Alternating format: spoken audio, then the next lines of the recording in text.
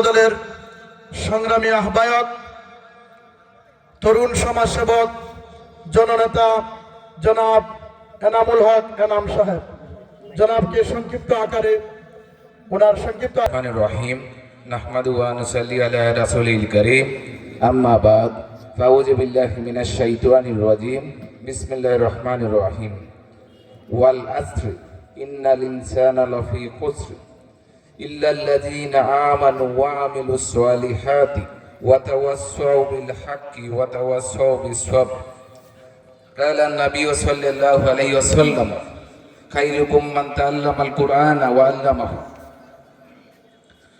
অধ্যক্ষের আয়োজিত তাহিরপুর উপজেলার ঐতিহ্যবাহী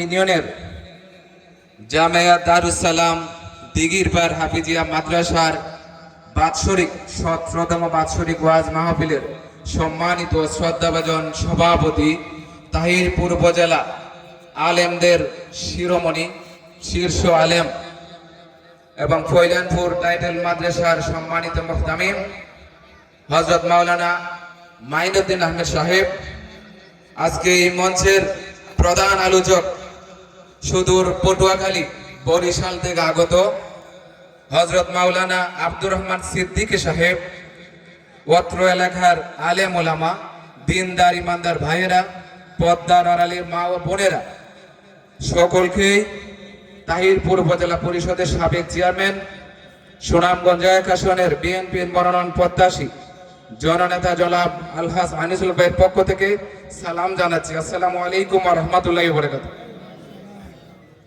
প্রিয় উপস্থিতি, যে মাহফিলটা আমরা এসেছি, দুনিয়ার মধ্যে যত মাহফিল হয়, যত অনুষ্ঠান হয়, সবচেয়ে উৎকৃষ্ট মাহফিল, সবচেয়ে সম্মানী মাহফিল, যেই মাহফিলে আপনার আমার হেদায়েতের কথা, কল্যাণের কথা, দুনিয়ার কল্যাণ এবং পরকালীন কল্যাণের কথা আলোচনা হয়, সেইখানে আমরা সমবেত হয়েছি।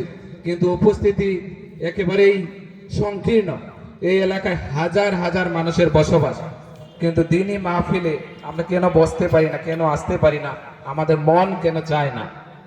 এই জন্যই আলেম ওলামারা মেহমান করেন, সুদূর বরিশাল পটুয়াখালী থেকে এসেছেন।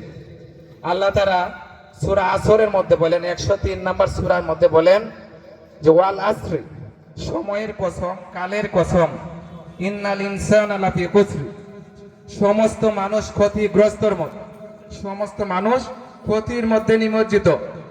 কিন্তু তারা নয়, যারা ঈমান এনেছে এবং সত্যের উপদেশ দিয়েছে এবং ধৈর্যের উপদেশ দিয়েছে, তারা ছাড়া বাকি সবাই ক্ষতিগ্রস্ত। আমরা কি ঈমান আনি নাই?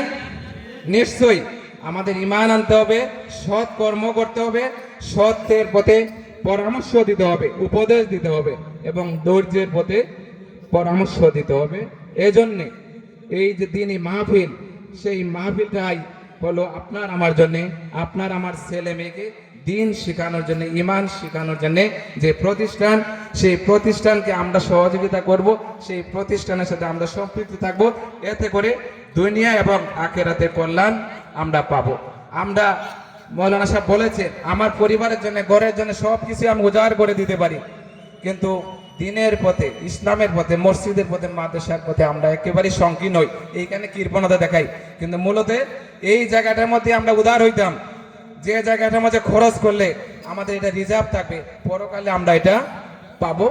এর যা যা ইনশাআল্লাহ আমরা পাবো। আল্লাহ তাআলা আমাদের সবাইকে দিনের পথে চলার এবং বুঝার, আমল করার তৌফিক দান করেন। আজকে আমরা মুক্ত হয়েছি। দীর্ঘদিন এই দেশের মানুষ আলেম ওলামা সহ নিপীড়িত ছিল, নির্যাতিত ছিল। গত বছরও বাদাঘাট একটা মাহফিল ছিল, এই মৌলানা সাহেব সেখানে ছিলেন।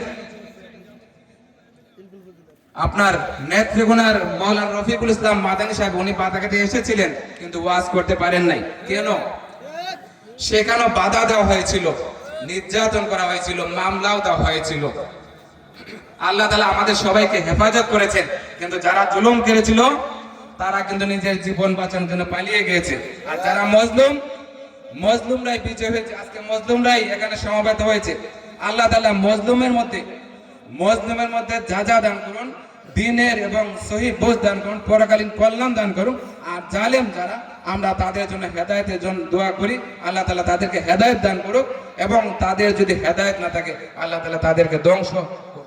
এবং আজকে আয়োজক কমিটিকে এবং আমার এই বিশিষ্ট আলেম আব্দুর রহমান সাহেবকে সামনে রেখে আমি কথা বলার জন্য আমি আন্তরিকভাবে দুঃখিত। এরপরও আপনাদের সৌজন্যে, আপনাদের সম্মানে আমি কিছু কথা বলেছি। আমাদের হায়াতের মধ্যে বরকত চাই, আমাদের পরিবারে আমার ভাইয়ের হায়াতের মধ্যে বরকত চাই। আল্লাহ তাআলা আপনাদের হায়াতের মধ্যে বরকত দান করুন এবং সবাই সবার কল্যাণের জন্য, মানবতার কল্যাণের জন্য কাজ করবো, এই আশাবাদ ব্যক্ত করে সকলকে ধন্যবাদ জানিয়ে আমি আমার সংক্ষিপ্ত কথা শেষ করলাম। আসসালামু আলাইকুম ওয়া রাহমাতুল্লাহ।